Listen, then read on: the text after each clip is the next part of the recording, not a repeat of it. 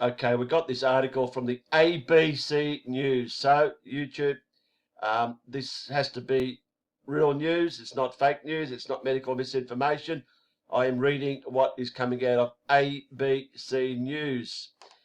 And before I do, people in Australia, if you're not certain what's happening right now, especially in the last month or so, I'm going to explain simply. You'll see in a chart here in a second what's going on. Tracking Australia's COVID Vaseline rollout numbers. Australia's daily vaccination rate has taken a hit.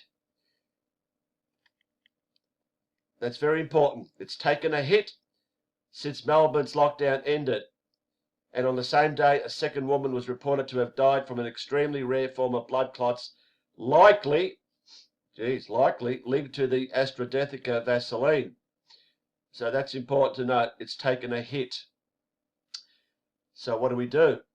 Do we keep attacking Melbourne and keeping them in lockdown and trying to, squeeze the blood out of all Melbournians to take the jab? Or what do we do? Well, it's pretty simple, actually.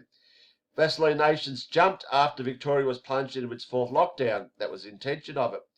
Surging from a 7-day moving average of less than 73,000 daily doses nationally to a peak of 122,100 on June 11. But that day, two events sent the trend into reverse. The announcement of the fertility of a 52-year-old woman and the lifting of restrictions in Melbourne. Well, like I said, do we keep the shit going in Melbourne and then they finally wake up and revolt? No. Stay tuned. What happens? These were followed on June 17 by a decision to limit the AstraZeneca Vaseline to people aged 60 and older, sparking a rush of cancellations by those booked to receive the Vaseline. Well, you can work out what's going on here with this AstraZeneca.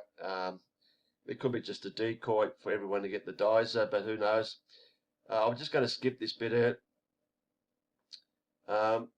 They say 7,646,000 doses of BS-19 Vaseline have been delivered across Australia. Really? Oh, if that's what you want to say, well, if you want to believe that, believe it.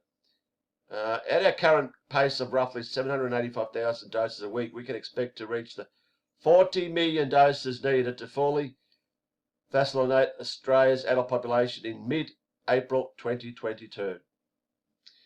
All right, this is what I'm going to tell you what's happening right now. Here's a chart, Australia daily. Okay,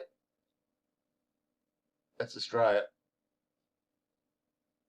112,000 doses.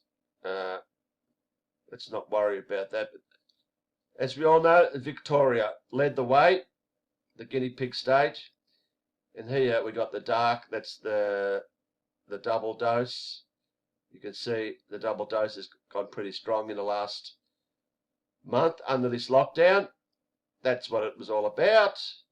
Worked perfectly.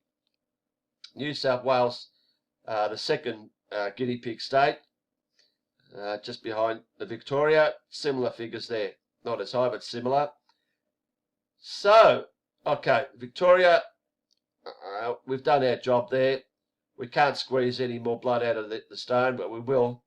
We'll continue that later on, but at this moment, we've got enough for the time being. We want the AFL footy to keep going. So let's keep the Victorian state free of all this bullshit. So, meanwhile, nothing's happening around Australia. All of a sudden, bingo. It's everywhere, every state. There are cases in every state. All of a sudden, in Darwin, Northern Territory, someone tests positive out of nowhere. And it supposedly spreads to Queensland, what have you. So let's look at the other states. Look at this. Queensland runs third. Shit. Western Australia, even shittier. South Australia, shittier. Tasmania, hardly anything. ACT, Northern Territory, look at this. Nothing. 833. So we had to start spreading the news to the other states, because this is not just about Victoria and New South Wales. This is Australia. This is Australia. that we have to get everyone jabbed. Like I know, like I keep saying, these are the main two that do all the work, and these just sit back. But there has to come a time after 15 months that, as the North Melbourne theme song goes, join in the chorus. Let's not worry about anything else. That's all I wanted to show you. How the shit that's happening now, all of the states are imposing lockdowns and what have you. And amazingly, Victoria's scot-free. They're sitting back because the footy's going to be played here. And like I said, you can't squeeze blood out of a stone, but don't worry, it'll come back.